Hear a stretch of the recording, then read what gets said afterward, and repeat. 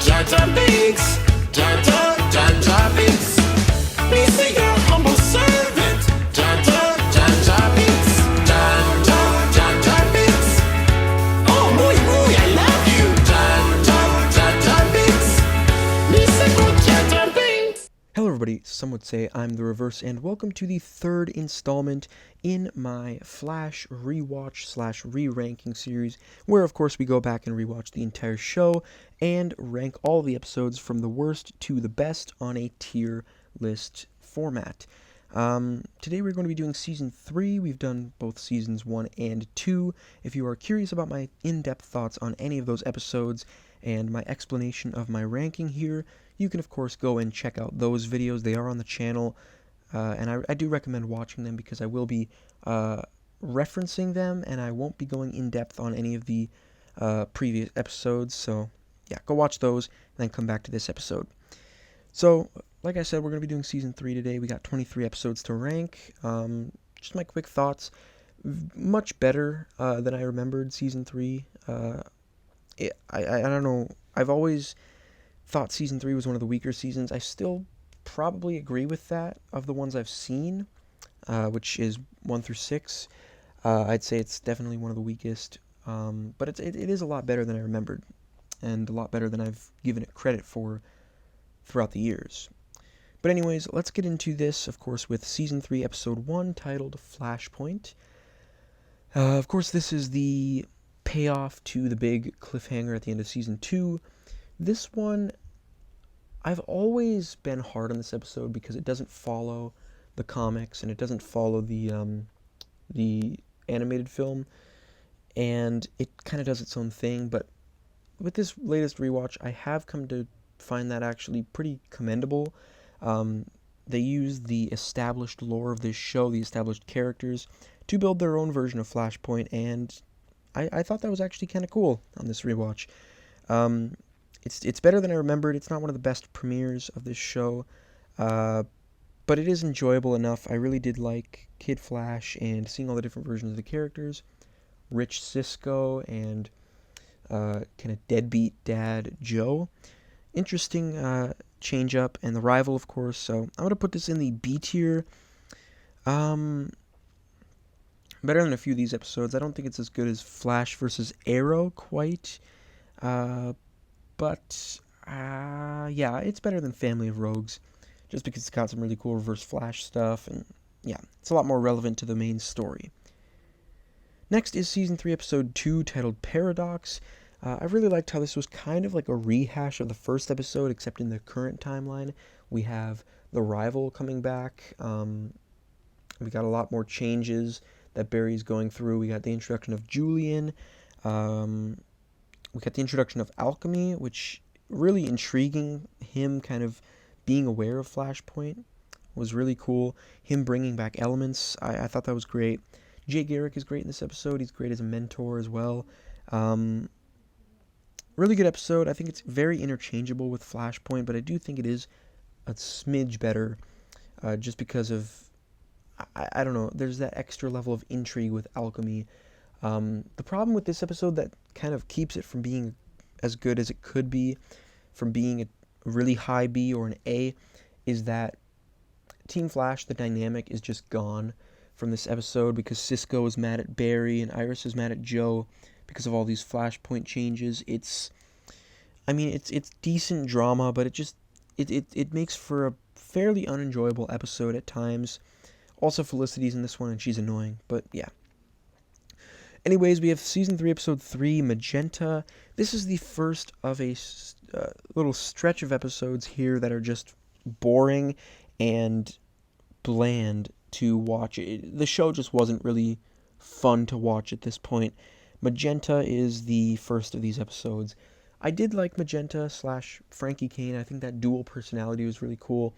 There was a moment in this episode at the end when Frankie Kane feels guilty for what she's done, and she kind of hugs the Flash, and he's comforting her. It was a really cool moment, I think. It really shows how Barry's not, he just doesn't just run fast. He doesn't just save people. He inspires people. People seek comfort in him. I thought that was really cool. It showed just what kind of hero Barry is outside of just being really fast. I thought that was cool. Small moment, but it was probably my favorite moment of the episode. We have Jessie Quick in this episode. She's actually kind of annoying, which is, kind of her whole character. But yeah, Magenta, I'm going to put it in the D tier. I'm going to put it below...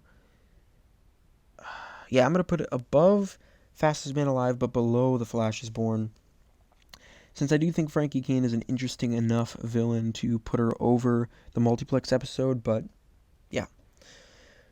Anyways, next we have The New Rogues. This is Season 3, Episode 4.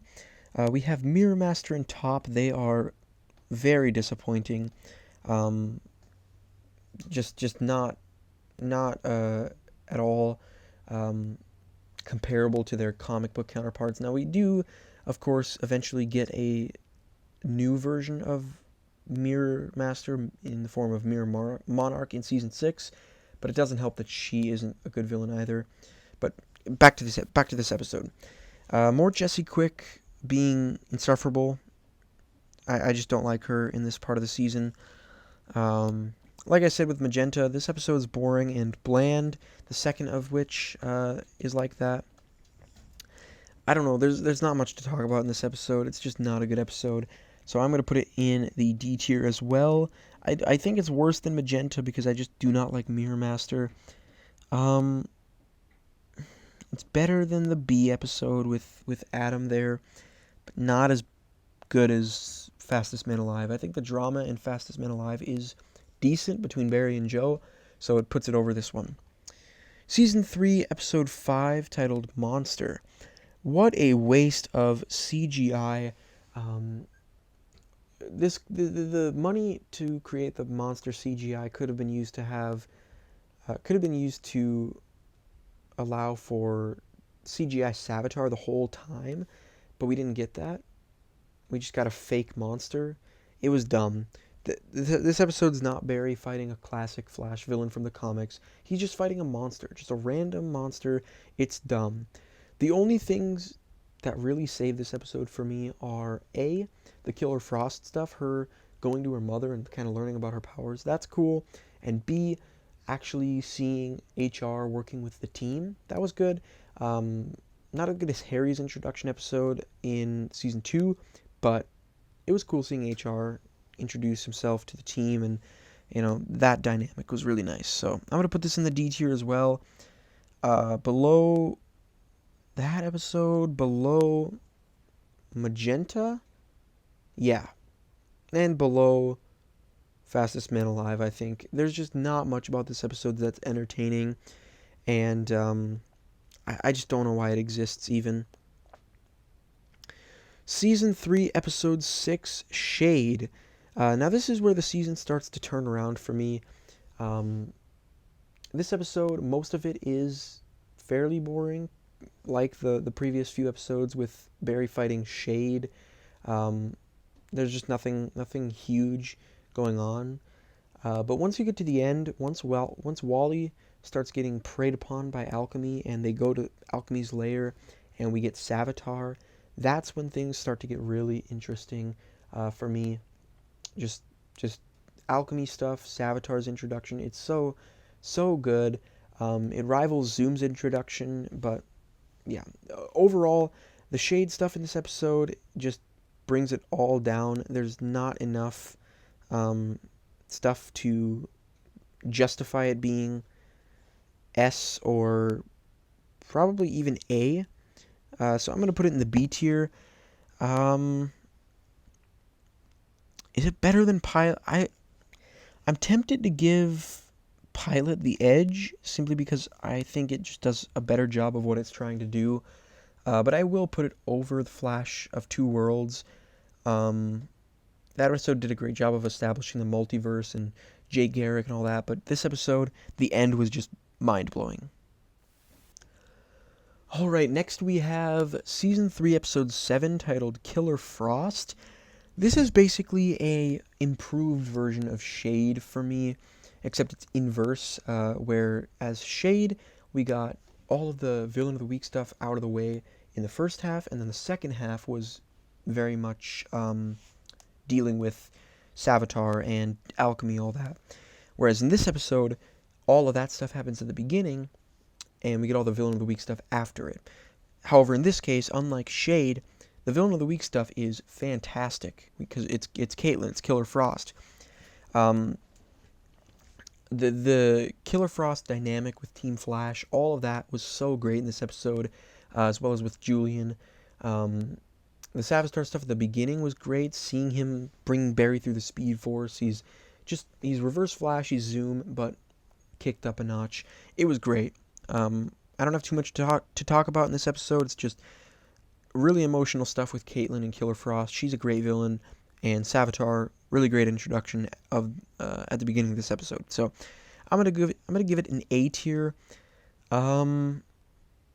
Probably there with Sound of the Fury. I'm gonna put it above Sound of the Fury just because what I love Sound of the Fury for is that Hartley is a great narrative device to basically strengthen the bond between the members of Team Flash. Killer Frost, Caitlyn, is just that to another level. So I'm going to put it above Sound of the Fury. Next is Season 3, Episode 8, titled Invasion. This one, of course, being the first part of a crossover, is harder to rank because it isn't a complete storyline.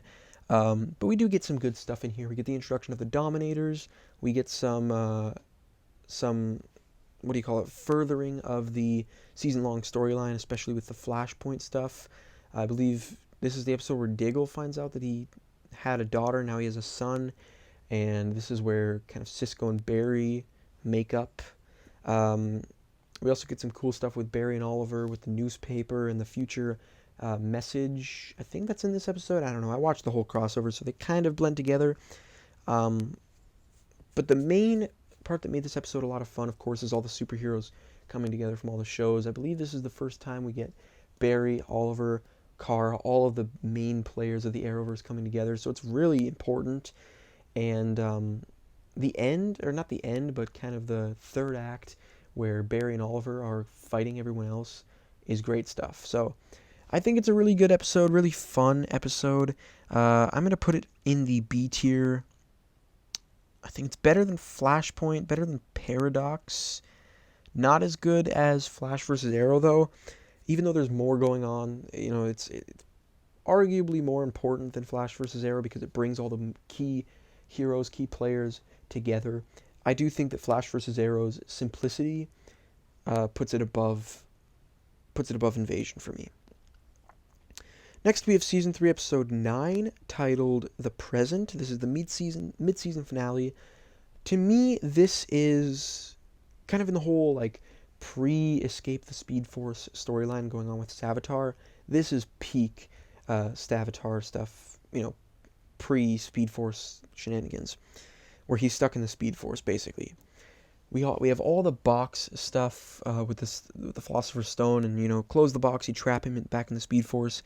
You have alchemy, you have, we find out that it's Julian Albert, and they use him to talk to Savitar, and Savitar fights Wally and Barry from within the Speed Force, and Savitar kind of preys upon Cisco using the box, using the stone, by basically haunting him as his dead brother.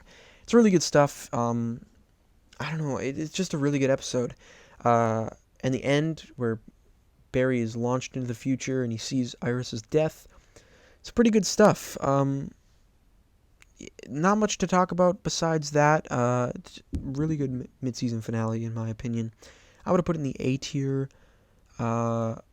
above Runaway Dinosaur, above Who's Harrison Wells, because that episode's just Villain of the Week besides the stuff we learn about Wells. Is it above Reverse Flash Returns, though? No, I don't think so. I think Reverse Flash Returns is such a fun episode, and it's so important in, the Reverse Flash story, the Reverse Flash mythos, whereas The Present is just a really good episode in the Savitar storyline. So, yeah, that's my thoughts on the mid-season finale. Next to the mid-season premiere, we have Season 3, Episode 10, titled Borrowing Problems from the Future. This episode is perhaps the most, or one of the most forgettable episodes of the entire show, in my opinion. Most of it is about Barry kind of reacting. It's the fallout, the payoff to Barry going to the future and seeing Savitar kill Iris. And then the rest of it is Plunder, who's not a great villain. And those things tie together because Barry basically at first doesn't want to stop Plunder, as to try to change the future and save Iris. And then Wally's the one who saves Plunder. It's a decent Kid Flash episode. There's just nothing for me to talk about here. It's just a very forgettable episode. So I'm going to put it in the C tier. Below Trajectory. Trajectory at least has that Jay Zoom reveal at the end where Team Flash learns that Jay is Zoom. This episode doesn't have anything like that. So, yeah. Next is Season 3, Episode 11, titled Dead or Alive. Not much going on in this episode. Gypsy just shows up and is looking for HR.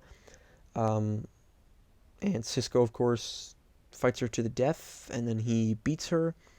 That's really all that happens in this episode. Cisco and Gypsy's fight where they're going to from between Earths is really cool, but other than that, nothing really to talk about, to be honest. It's just Gypsy trying to arrest HR, Gypsy fighting vibe. That's it. So I'm going to put it in the... I think it's good enough to go in the B tier. Better than Guerrilla Warfare, better than Fury Firestorm, better than Potential Energy. Yeah. I'm going to put it in between Family Rogues and Potential Energy. Potential Energy has that Barry and Patty drama that drags it down, whereas Family of Rogues got some really good Leonard and Lisa Snart stuff to put it over Dead or Alive. So, yeah, I'm going to put it right there. Next, we have Season 3, Episode 12, titled Untouchable.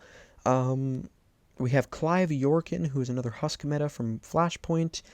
This one is all about Kid Flash, basically, learning to phase, and, Barry kind of leaves him to stop Clive Yorkin. Really cool moment at the end of this episode where Barry's phasing the train, and Wally phases his blood into Clive Yorkin. Cool stuff. Got the race between them as well. Honestly, there isn't much going on in this episode. It's more boring than most of the other ones in this season. Yeah, I think it's a C tier. I'm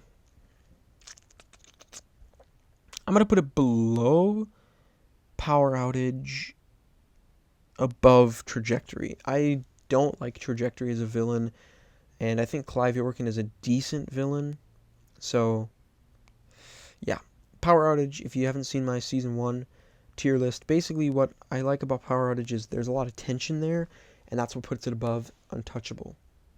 But anyways, let's move on to Season 3, Episode 13, which is titled Attack on Gorilla City, the first of the duology. This one is great. Going to Earth 2, going to Gorilla City, fighting Solovar.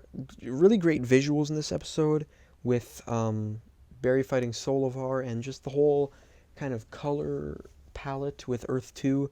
I really enjoy this episode. That's really all I have to say. It's just really good, really action-packed episode, really fun to look at. And, it's Barry fighting a bunch of super intelligent telepathic apes.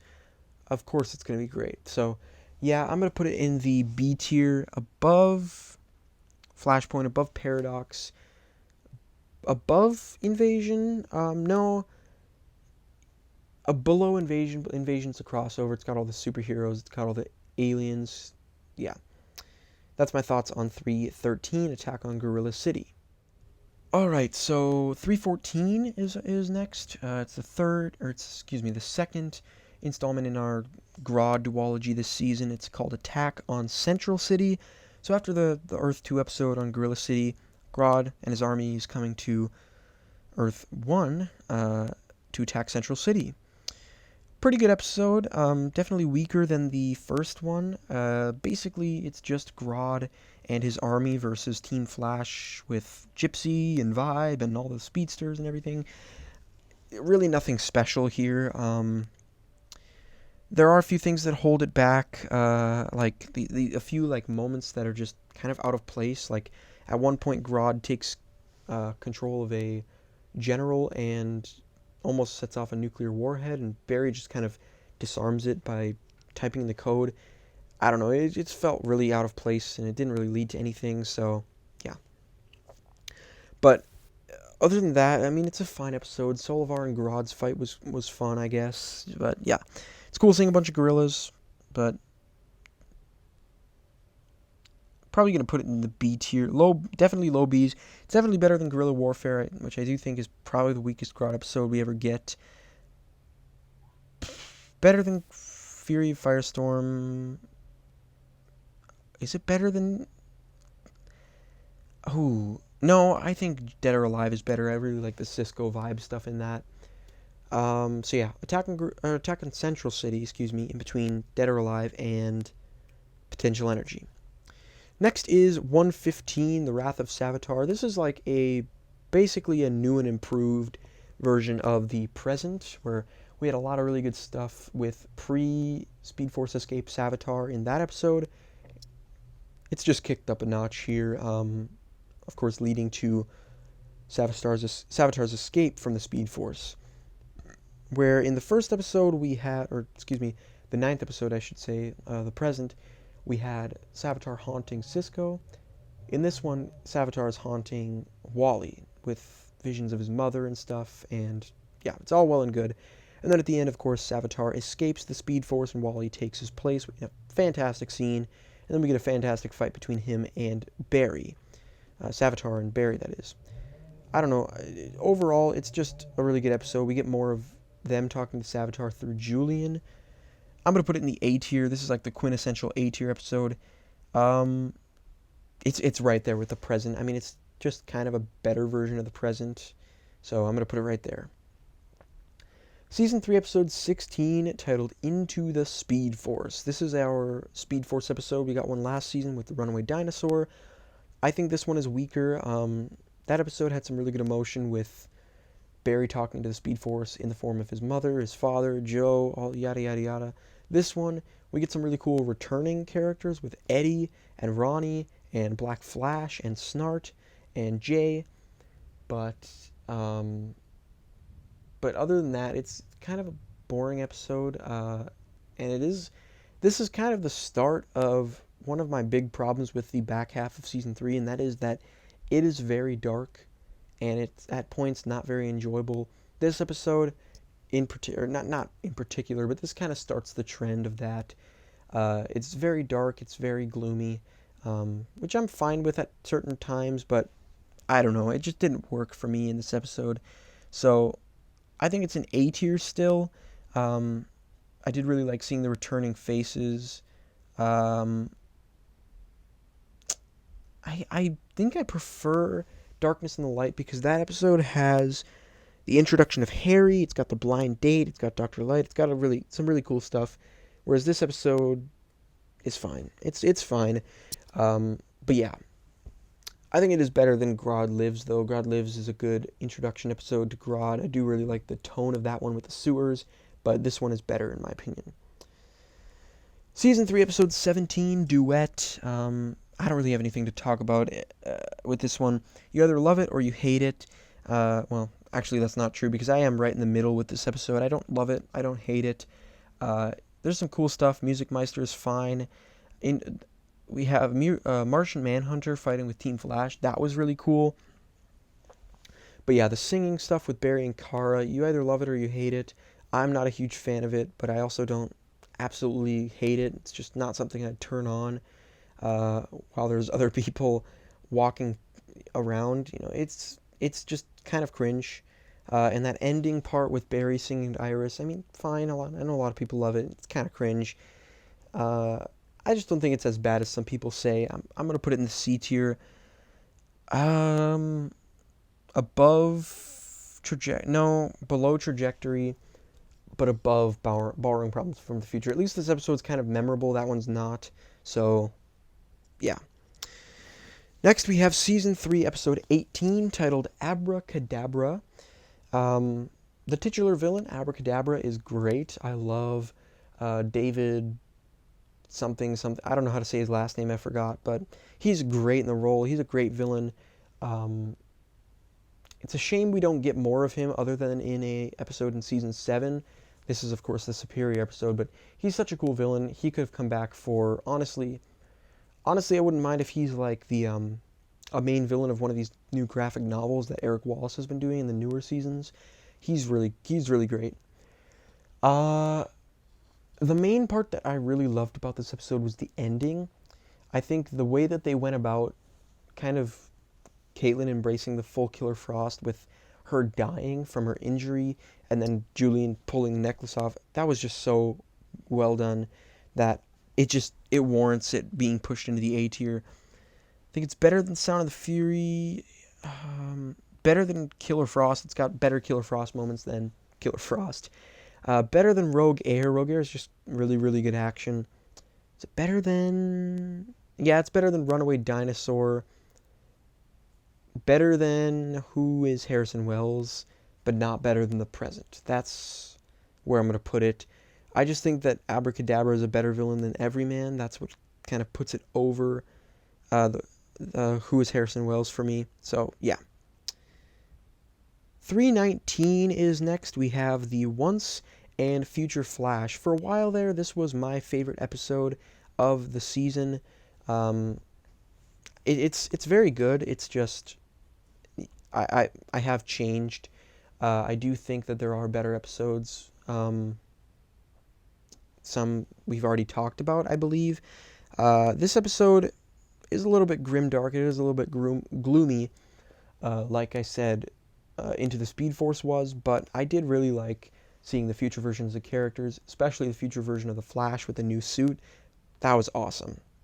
Mirror Master and Top are back. They're fine.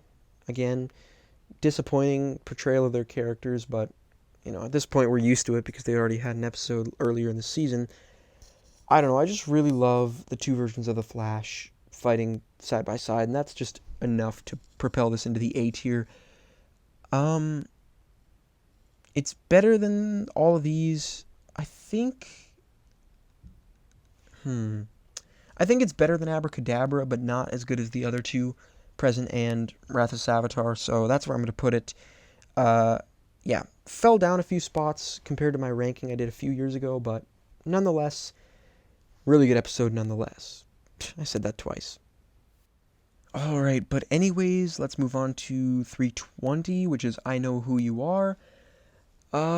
This episode, other than the end where we get the whole Savitar reveal, this episode is really mediocre. It's the Tracy Brand episode where, of course, basically Barry and Team Flash are looking for Tracy Brand to build the Speed Force trap, whereas Savitar and Killer Frost are also going after Tracy Brand.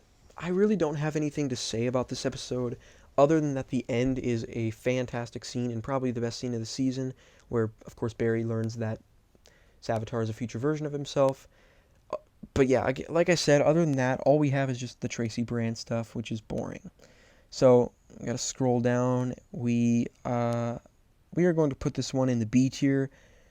Not as good as Shade, not as good as Flash of Two Worlds, not as good as Nuclear Man. No, I'm trying to think.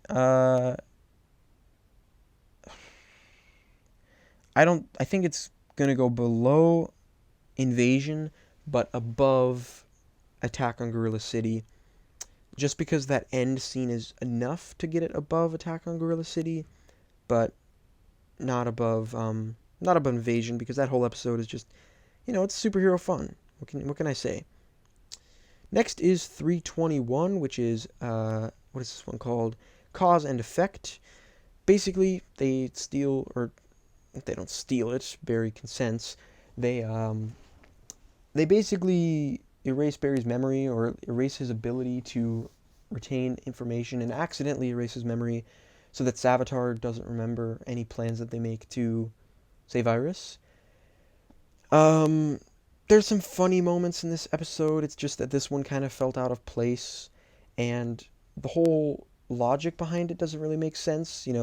they erase Barry's memory to erase Savitar's, but that only really works under the logic that Barry's memory never actually gets restored, but it does by the end of this episode. So it's like, technically, because Barry's memory does get restored by the end, Savitar's never should have been erased anyways. But I don't know. This season's time travel just doesn't make sense, but yeah. Other than that, I mean, the beginning, the fallout from the last episode's ending was good, but other than that, it's fine. I'm gonna put it in the C tier, above Duet, but below Trajectory. I think Trajectory still has that J-Zoom ending, and Duet, I mean, you guys know my thoughts on that. Next is 322 Infantino Street. This one really impressed me. It's much better than I remembered. First, we have Barry and Snart. Barry goes back in time to a point in Legends Season 1 and plucks Snart of the timeline so they can break into Argus and get a power source for the Speed Force Bazooka to use against Savitar. That was a lot, but yeah, really fun storyline.